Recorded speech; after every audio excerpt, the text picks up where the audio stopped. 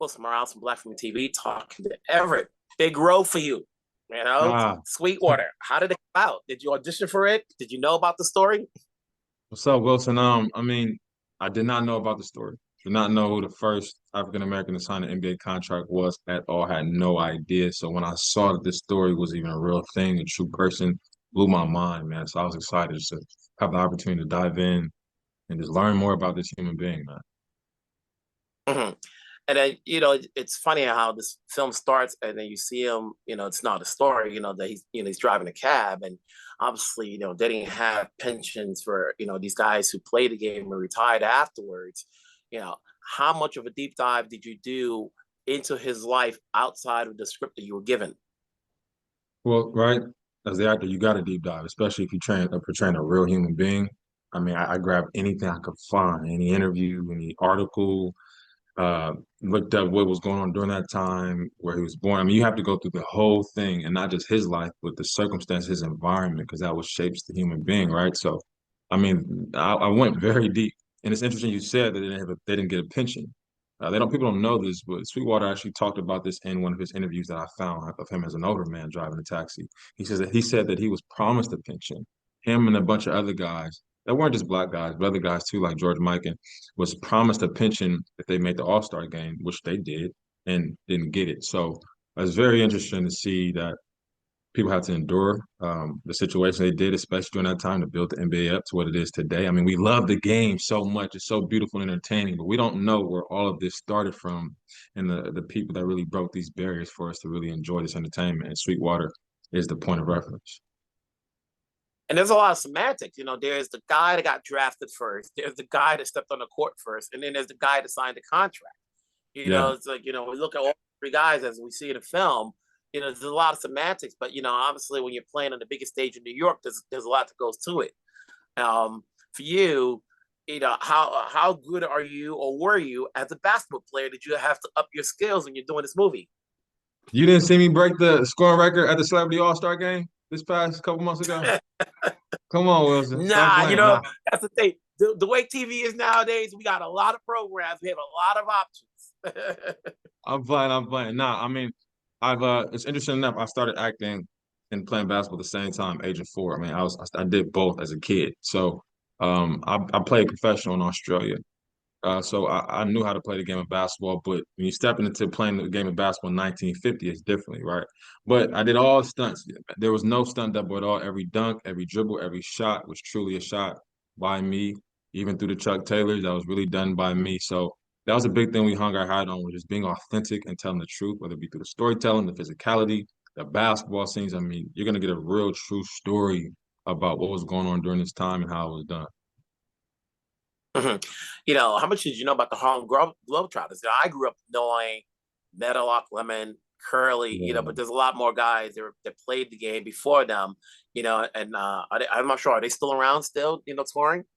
To be honest, I'm not sure, but I know that in our film, we actually had real Globetrotters, right? We got Kevin Daly, Herb Lang, right? So we had real, back to telling the truth and being authentic, we had these real guys on our Harlem Globetrotters team for the film. So that was a beautiful journey learning about them. And then doing my research, seeing that the Harlem Globetrotters pretty much kind of introduced the fun style of basketball that we love to the world. They would go play in different countries, and even those countries didn't have basketball courts yet because they weren't familiar with basketball.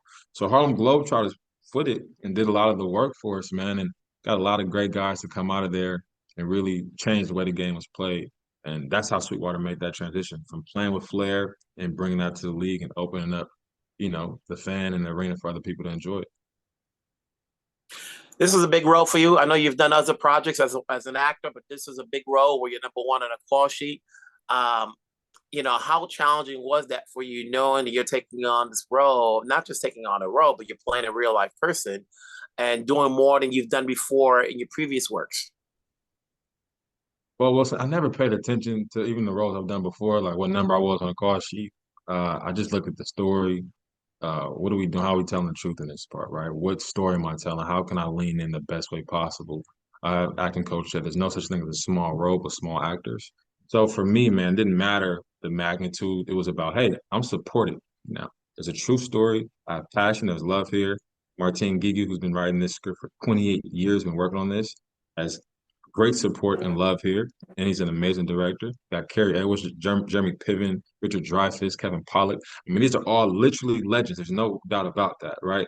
And they all came and showed up and brought love and their best to set. So coming from that background of just, hey, you see other people around you working hard, we want to match it, meet it, and take it to another level. That just inspired me, man, and it was a beautiful set. So I would say it was a blessing from God to be surrounded by such an honorable set that we didn't feel like, oh, my first time. It didn't feel like, oh, I'm number one. There's pressure. It was like, hey, let's dive in and present something we could really offer to this world. It's almost like Sweetwater. You know how the game is played. Now it's a matter of you shining. Was there any particular of your skill set as an actor that got enhanced having to play along with these other actors that you can take on to your next project? Like, what did you learn in doing this particular role? You're like, okay, this is I'm learning this from Kevin. I'm learning this from Jeremy or from the director that maybe I can apply this on my next particular project. Yeah, man, to be honest, I mean, as far as the performance aspect, I mean, when you're in the den with lions, I mean, you're gonna come out sharper, right? Especially if you survive in it, Mm-hmm. right? And you still If and you like so survive, yeah. right, especially if you're in there with them as well, like there's no drop offs. But I think more so off camera, man. I mean, the on camera stuff, of course, you're gonna always learn as an actor. That's never gonna stop. I mean, seeing how they were so curious about how can I make this story even better? How can I lean in deeper? How can I create more into this moment? How can I be more present with this human being? I mean, I think understanding that from all of these greats that's been doing it for so much time was a lesson. And seeing how they moved off camera, like genuinely like caring about the other, really present with you, really showing up on time hours before. I think these are the intangibles that I take away that enhance the acting, right? Even if you don't really see that on camera, I think those are things as the actor that I take away from these lovely guys. This story is concentrated on the Knicks. Have you played at the Garden? Have you felt the Garden? It's like, do you know the history of the Knicks? Obviously, we're still looking for that illustrious championship. It's been 50 plus years. Yeah, I mean, I definitely know the history of the Knicks. I mean, the first NBA basket was scored from a New York Knick, actually. So I'm just looking at the skyline right now. I mean, you can't see it, but it's an honor to be here. It's an honor to portray a New York story, right? The mecca of creativity and innovation, like hard work, grit. So it's just so beautiful. And I haven't been at the Garden yet, outside of filming, right? But tomorrow I'll be there, and it'll be beautiful. Just step in there and see the colors and just really take in where how much change um, just was done in this one location, man. I mean, New York City is definitely a mecca, which is beautiful. That's why this story is important because this is taking place in a place that influences the world. You know what I'm saying? Like it influences the world. So it's so beautiful that Sweetwater was able to break boundaries, inspire other people in one spot that hit the whole world, man. Just like the Jackie Robinson story, you're getting a lot of stuff out of this movie that people are not familiar with because it's not always told in the books. We're Yeah. seeing what he went through, from, as a child to getting in the game, how he was treated, and how he survived the treatment to stay in the game. That's not always easy, especially during that time period. Is there anything you want people to take away from seeing this movie outside of knowing who Sweetwater was? Yeah, I mean, they're going to take away a lot, especially if they're coming there with an open heart, man. But kind of what you said, I think understanding that the power of the human spirit is undefeated. Like, no matter what's brought up against you on the outside, there's always a deeper truth beyond what the world is presenting to you that's inside. That if you tap in with belief, faith, trust, and just imagine that you can do better and be better, there's really no limits, to be honest with you. And then like the help of the other, right? Like humanity has an interdependence. So when you got other people helping each other for a greater cause, breaking against boundaries, breaking against old habits, whatever it may be to form something new, even if it's unknown, right? Which can be scary, but trusting the unknown, because there's a quote that says, the unknown is the only path to freedom. So understanding that, let's embrace the unknown. Let's switch up what we're used to, and let's help each other out through love to create a better world and a better present moment for us all. So I hope people take that away and just really enjoy and be entertained with popcorn amongst other human beings in the theater. Right? It's so fun. We get to experience this in the theater together, man. It's a human story. So the fact that we get to experience this with our other fellow humans is going to be a magical experience. Congratulations on this role. Amazing performance. I get to see more of you. Hopefully, we'll see you in whatever project you got coming up next. But in the meantime, promote this movie. Let it be known while the season's still going on. The NBA season's still going on. Perfect timing for it to come out. Best of luck with everything else going. I'm sure we'll talk later. Wilson, thank you so much. Likewise. Wilson Morales from Black Women TV. Hello, Jeremy. How's it going? Good. How are you? Good. I know you're doing the rounds. You've been talking about this movie, which is great because it needs as much promotion as possible. What went Yes. into saying yes to taking you on this role? It was the easiest yes I've ever had in my life. I'm not going to lie to you. I was reading the script. I didn't know who the Jackie Robinson of the NBA was. I had no idea. Really? Not a clue that it was Nat Sweetwater Clifton. Martin Guigui, who wrote and directed it, has been trying to make this movie for 28 years. I was on a Zoom like we're on, and his passion was palpable, and I just knew there was no stopping this guy, and he would make the best movie he possibly could. Uh, Joe Lapchick, who was the coach of the Knicks that I played, did everything he could to help break that color barrier. And as he talks about in the film, like there's this wall. There were all white owners back in the day, and how did he navigate that and break that wall? Nat Sweetwater was playing for the Globetrotters, and he saw his game and just thought this guy deserves to be in the league, and they somehow made it happen. I don't know how they did it. That you got to see the film to see how they did it, but I just think we need to know this story. And I was just it was just an honor that they got that I connected with this role as much as I did. There's a lot of semantics in terms of, especially when you look at the movie, because there's a point where there's the guy that got drafted first, the guy that played on the court first, and the guy that signed the contract.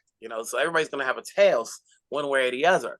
But in playing Joe, how much of a deep dive did you do into his background, his personality, outside of the script that you were given? Well, he was a guy that obviously was a winner on the court as a player. Was playing for St. John's and played in the Garden before he was coaching there. Had a lot of history there as a winner. Um, I didn't know that his wife was instrumental, as you'll see. Martine's wife, Dahlia, who's also a producer on the film, she plays my wife in the film. That they say behind every good man is a great woman, and she was the one that really just kind of snapped him out of it. He was getting overwhelmed by the fact that he couldn't get this guy in the league. And they were relentless. I know it is semantics who played first, but um, we need to give Sweetwater Clifton his flowers. And this movie does it beautifully, I believe. It's a shame that like we all have to refer to Jackie Robinson, but why? And basketball is so big right now. You would think that people would know the story. In terms of like the amount of people of color playing basketball right now, that why wasn't his story told, especially being a Nick, like how is it that we don't know this stuff, and it's taken Martin 28 years to get this story off the ground. I know sometimes biopics are not easy to make. The powers that be are always going to say who's going to see it, who's going to watch it, where's the audience, yada yada. But why do you think his story took forever to be told? That's a great question, and I don't know. All I can do is be grateful that it was told now. The whole thing's a miracle. You know, if it was told before, I would be too young to play this role. Um, Everett Osborne, who came into our lives like an angel to play this role, it was going to be someone else, but that's the way all movies are. It was meant to be him. It was meant to be now. I think people now more than ever are more available to stories like this, and they need to be told. We need to know our Mm-hmm. history. Mm-hmm. Um, how much of a fan are you of the sport? Do you go to the games? Do you follow the games currently? I'm a huge fan. I'm a super fan, and that's maybe how one of the many reasons I manifested this role. As a stage actor in Chicago growing up, I would go and watch Michael Jordan play with the Bulls, and knew how lucky I was to see him play live even then. And he was a guy that never took it for granted. He knew no matter what condition he was in or where they were in the standings, that there were people out there that had never seen him play before. And he gave it his all every single game, every play, and it was miraculous. And I'm still a Bulls fan. I'm going to go to the Garden with Everett and watch the Knicks play, and that place is magical. So I'm a huge fan. Mhm. You've worked a long time. Obviously, I've seen you work. I've seen you talk recently about your work. What goes into saying yes to the projects you take now? Like this one, where first and foremost, it was a brilliant script. Um, Martin Guigui, who wrote it, was so incredibly passionate about this story. I just knew there's no way to go wrong with a guy that's been trying to make this film for 28 years. He helped get Sweetwater into the Hall of Fame. He wants to tell the story. He's, in a way, like the character I played, Joe Lapchick. He wanted to get Sweetwater in the Hall of Fame. Joe wanted to get him in the league. There's so many uh, beautiful connective tissues in this story that I just would be a fool not to do it. Mhm. For the work that you've done, was there anything actors can never stop learning? And so when you're working with Martin, who's the writer director, was there anything you took from his work as a writer director that you can take to your next project? As they're learning from skill set wise. Well, there's so much, like the fact that he is a loving family man that had his wife playing my wife. She's the producer. His son's in the movie. His girls are on set. Everyone's getting along. He's able to work on his highest level as a man, as a father, as a director. I looked at that and just said, "What am I doing with my life?" So it was it was very humbling and beautiful to see and witness. Um, Also, how patient he was. He would allow us to give all of our bad ideas and accept them and have us try to execute them. He was not some tyrant. He ran, the entire production very well. But at the same time, he was very present and open to collaboration, and that's rare. I Mhm. told Everett, I said to Everett, this is Everett's first film. I said, just so you know, unfortunately, it's not always going to be like this. No, not always. He knows by him working with you and with the other actors who've been in this game for a long period of time. I'm sure you've given them enough advice to know how to navigate and stay in this game. You Um, know, I would never just freely, I would just never give someone advice unless they let me know they wanted to hear it. So, and with him, he's such a hardworking guy, and he's put his ego aside, and he just wanted to learn. And so it was an honor to work with him. It's the breakout performance that we've never seen. To be honest with you, for him to hit every note so beautifully on and off the court, I don't know if we've ever seen another actor athlete performance like this ever. Before I let you go, are you a basketball player yourself? Do you still play the ball? Play the game? I am viciously mediocre, as it was revealed in my one-on-one game with Everett slash Sweetwater.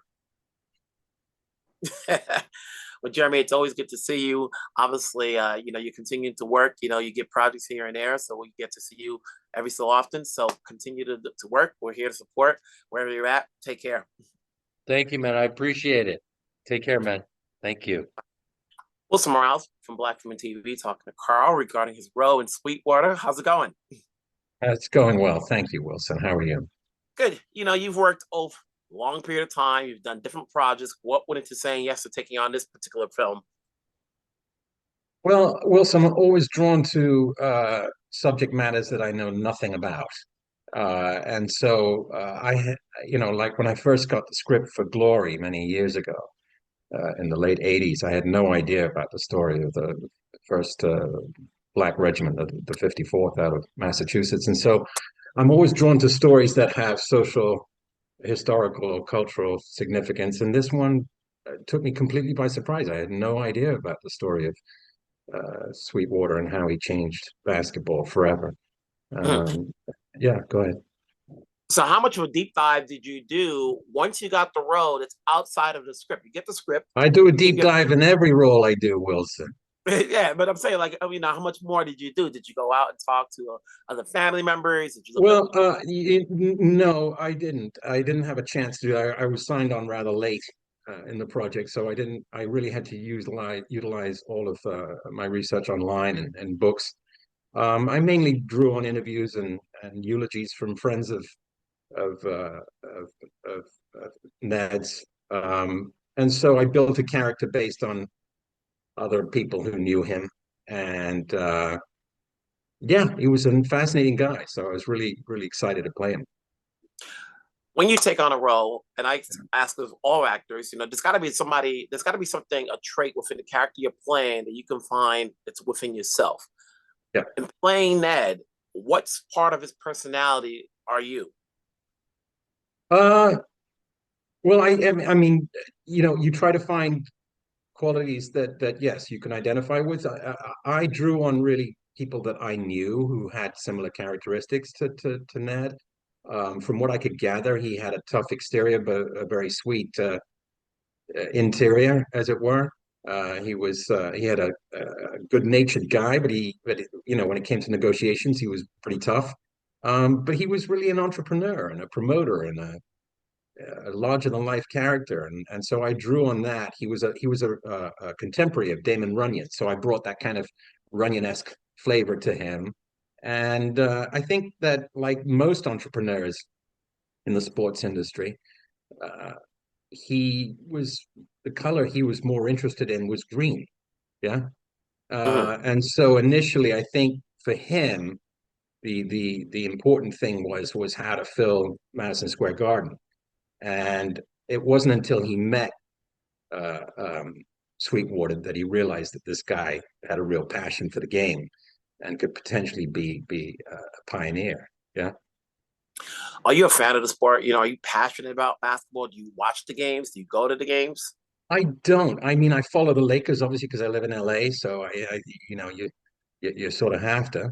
And I love the team, and but I'm not a huge basketball fanatic, and neither was Ned. Ironically, he was more of a showman than he was a deep basketball fanatic. Yeah. But when you do a movie like this, and you just said just now that you're not so much of a basketball fan, even though the Lakers are the hot thing in LA. Yeah. Do you have more appreciation for the sport now because you just did it? Do you watch any of the games to have a Oh better yeah. understanding? Oh, 100%. 100%. When I see now, I had the privilege of meeting Mr. Kareem Abdul-Jabbar, and I asked him about his impression of Sweetwater, and he said, if it weren't for Sweetwater, myself and Michael Jordan and Magic Johnson, we wouldn't exist. We have to remember to pay respect for this man who changed the game as we know it. And so, once you start learning more about the history of basketball and all professional sports and how African Americans changed it, you start to appreciate it more. We're talking about this now about how there was a time when people of color couldn't play with white people, and it seems almost crazy to us to even try to imagine that, yeah, today. But this was the time. This was a time when it was difficult and people were afraid, and people when they operate out of fear make crazy decisions, as you know. Mhm. We need movies like this because, I'm sure there's stories out there regarding Sweetwater, but unless they're in the history books where kids could read about it, unless you're doing an exploration of basketball or history of race, you don't know so much about this story. And it's a shame that like, oh, I didn't know so much about Sweetwater. Now, as I see this movie, it's like, oh, okay. And then especially since I live in New York and the history of the Knicks, I didn't know so much about this. You Right. know, um, How you know, crazy is that, though? I mean, we should know more about these pioneers who changed sports as we know it. And there's so many states, as you say today, that are trying to control what kids learn in school today, especially when it comes to African American studies. And we're fortunate that we're in an industry that we're supposed to entertain, but we're lucky if we get a chance to educate as well. Yeah, and Mhm. this film, I think, has that. It has that potential to both entertain and educate. For the amount of work that you've done over the years and you've worked with different people, what did you get out of Martin's direction that, in the years that you've worked that you can possibly take to your next project? Are you still learning this business? Day I stopped learning is the day I quit, because to me, what I do for a living is education. Yeah, it's my extended education, and that's why I love it so much. My Mhm. favorite subject in school was history. So if you look at the body of my work, I tend to gravitate towards uh, works that have historical value. We can never pinpoint as far as the type of work that you do because it's so diverse, which is great. What goes into Thank saying yes to the projects you take? you. The criteria for me is, would I go see the movie or would I watch the TV show even if I wasn't in it? Um, and also if it scares me, because I want to challenge myself as an artist. I don't want to, rely on working within my comfort zone. Mhm. And at the end of the day, there's so many projects right now because we have streaming services, whether it's streaming, network, cable, films Yeah. that are on television. There's an array of options. Hmm. What's going to get people to see Sweetwater? Well, that's a good question. Such a huge marketplace out there, and it's very crowded. Uh, you know, uh, we obviously don't have a big studio behind us, like Warner Brothers or Mr. Paramount or Mr. Sony. So we're hoping that good word of mouth and wonderful folks like yourself can help spread the word and maybe get people interested in watching it. I feel, for me, like I mentioned earlier, that not only will you be entertained, then you hopefully will learn something in the process, like we all did on this project. Mhm. What was your takeaway after doing this movie? As far as was this learning about Sweetwater, learning about the NBA, or learning about the system? What was your takeaway after you did this? All of them. You know, the system is still, as you know, flawed, and I'm not pointing the finger at anybody because that's not what we're here to do. But uh, we've definitely come a long way since the 1940s, but we still have a long way to go. Mhm. Where do we see you next? In You will see me next in a film called Blackberry, which is based on a true story about the rise and fall of the famous mobile phone company out of Ontario. Mhm. Um, and That's with Glenn Howerton and Jay Baruchel, and that should be coming out, I believe, in May. And then after that, I have Mission Impossible in July. Mission Yeah, Impossible. It's yeah. like so you easy one high, one low. One's big, one's small. You never know. That's Yeah, the good thing about it. It's like, hey, you never know where the alert comes in and what's going to take off or not. yeah, Which is a good yeah, thing as long as you're continuing to work. What do you yeah. credit? What do you credit your lasting in this business? Um, Gratitude. Mhm. You know, which is great. You never know when the work's going to come, but when it comes and you don't know how it's going to play out, you just kind of just do it because you love it. You know what? We live in the world in the world of gratitude in our home, and so I never take anything for granted, and I feel very blessed when I get to do projects, especially ones like this one where like I said, it has some social and cultural and historical value to it. Yeah, Well, I appreciate you taking the time to speak with me. Congratulations on this movie. Congratulations. thank Obviously, you, the roles are coming up. I'm sure I'll thank you. definitely see you. I'll see Mission Impossible because I'm a fan of it. So keep it Awesome. going and take care of yourself. Thank you, you too, Wilson. Appreciate it. Wilson Morales from Black Room TV. Hey, Martin, how's it going? Good, man. It's good to meet you here. I'm really enjoying the celebration of the movie, and You know, I hope you liked it. when I hear how long it took to get on the screen, I feel it's like an albatross. It's finally over, huh? Wow, what a great word, albatross. Oh man, it's the first person to describe it. That's a perfect example of the inner feeling of it's a combination of both relief and also exhilaration and inspiration because uh, wanting this message that's ever so relevant. It seems that timing it just aligns itself, whether it's guardian angels or whether it's because we're at the right place. You know, I always say, and it's in the film, and I don't want to sound cliches, but I always feel that the right people at the right place at the right time bring together these moments that allow us. Because as a kid, cinema was always for me bigger than life, and I believe that still today. It's a great form of sharing information, and in this case, potentially also educating people. Because most of the people that I bumped into in the last couple of decades didn't know it happened. Mhm.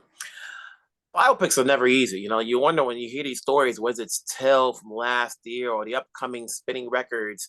You know, you always hear these stories about how long it took to get it off there. You would think, you know, with NBA always out there front and center with the audience that it has, why hasn't this story been told before? You know, and so when you're telling this story, you know, I get that you can't put in everything. For you, what did you want the essence of the story to be? You know, getting in the NBA, who he was, his upbringing, you know, what was more important for you to show? Great question. The themes that ring most true to me after all these years are two items. One is the truth about what it was like. I mean, this was 73 years ago. And in a way, it wasn't that long ago. And in a way, it was a long time ago, depending on how old you are, right? And it's so important for current and future generations to understand what the sociopolitical, economic, cultural temperament was like at the time. Nowadays, I think that, you know, great players may not understand, you know, may not appreciate so much what we have. And not just players in basketball. This, I think, is more of this is a global message. And it's about how we've come a long way, but we have a long ways to go. We need to evolve quicker. And I haven't verbalized that yet in any interview, you know, today. I was very, and the other theme that I was always really inspired by in the story as I kept finding out what had happened, and it took me a while to get all the information together through the various generous sources that I bumped into over the years, including the Sweetwater's family and the Saperstein family and the Lapchick family, and the NBA was very helpful too, was the concept of spiritual freedom and the liberation that you feel when you want to express yourself. And that can be in so many different ways. That could be intellectually, that could be emotionally. In this case, it's physically. It's the evolution of not only culture, but how it parallels the evolution of specifically the game of basketball. And that's what I really wanted to focus on, is those two elements, is bringing together metaphorically that happened together in this one moment in place and time in the history of our country and the history of sport, and really in global history, because the game has impacted so many people around the world. Mm-hmm. You know, you look at the story of Sweetwater and you say, you know, why don't we know this story? You know, why is it that it's taking so long to know about the first? You know, and in this particular film, there's semantics. You know, first player to get drafted, first player to be on the court, and first player to get a contract. So there's always these semantics as far as first. Wilson, you nailed it. When I bumped into a 1989 NBA encyclopedia, which is the only one I was able to reference in 95. And that's what it said in there. And it had an asterisk. That's all the information it had. And it's because I know that there wasn't enough information. Nobody had necessarily taken the time. And I think it took so long to tell the story because it took me 28 years of just searching, and I did things like interviewed Will Chamberlain as well, and players who had access potentially to information back then, like the Vandeweghe family, and people who were still around, whose this story had been passed on to, at least like you just said, in pieces. So little by little, we reconstructed what had happened, and I'm so thrilled that we have it in some sort of a completed form with a beginning, a middle, and an end, so that it can be shared forever. And now it can join history. Mm-hmm. Everett, is a newcomer to some because not everybody's familiar with his work. Especially now that he's in the lead role. How did you come about in choosing him to play, Sweetwater? So about a month before filming, we had still yet locked in who was going to play Sweetwater Clifton. And we had a few people in mind. There were some people who had been attached to the project that it was all about, in like in life in general, can we all be at the same place at the same time? And that's what the challenge of casting is like mostly. So we got submissions from all over the world. NBA players, current players, retired players, college players, got submissions from the industry itself, obviously actors, some high profile, some unknown. And the team, the casting team, Zora DeHorder, and our producers, we just went into it. And one of our producers, Darren Mormons, came up to me and said, hey, have you seen this video? And I said, yeah, that's one of the videos I marked as a finalist. And it was a video of Everett that he had taken of himself. Everett self-taped himself playing ball, but he put on the old type uniforms, real tight. And he was the style of play that he was using was, dated, but you could tell that he had done his homework. And there was something about him in the audition piece where I could tell that there was a spiritual connection for him to this story. And I was curious about that. That's what I brought him in for a callback. And in the callbacks, it was down to just 3 actors. There was no competition. It was clear that he was on a mission. And that translates on film because the lens loves truth. Mm-hmm. You've got this, it's taken a long time to get this off. It's now coming out. Hopefully enough people see it. Where do you go from here? What's your takeaway skill set wise as a writer director who's now gotten this project off, on the screen that you can take on to your next project? Great question, man. Well, for a filmmaker who's been around as long as I have, my hope, my dream is, in terms of fulfilling my purpose, is to be able to tell stories that I'm passionate about, that are stories that need to be told, that can make a difference, that can inspire, that can entertain at the same time, but mostly that can have a positive impact on as many hearts and souls as possible. So I have a few of those that are dear to my heart, and I hope I am given the opportunity to keep telling inspiring stories. Do you have another project after this? There are a few hovering. Oh gosh, and any one of the ones that are hovering, they actually are passion projects of mine that I've wanted to tell. There's one that pays homage to the greatest, comics of all time. The Richard Pryors, the Mel Brookses, and so on and so forth. And I think laughter, not unlike sport and music, is a great healer. So I hope to be able to do that one next. And there are a few other sports films that are popping up, and there's a few firsts. I could be that director, just does firsts. Now we're all about Sweetwater right now. So congratulations on this film. Congratulations on the work. Keep it going. I'm sure as you always continue to work, we'll talk down the road. Oh, Have I yourself a good day. look forward to it, Wilson. Thank you so much, man. Blessings to you. Take care. Take care.